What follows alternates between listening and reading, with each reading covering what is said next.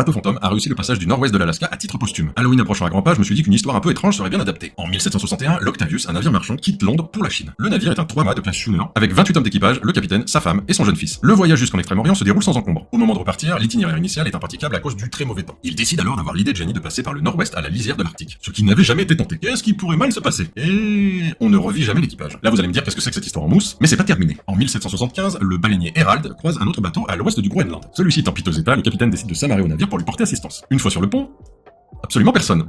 Donc déjà, il y a de quoi se faire dessus. C'est en entrant dans les quartiers de l'équipage qu'il découvrirent les corps des 28 personnes, tous morgelés et dans un état de conservation quasi intact. De quoi se faire encore plus dessus.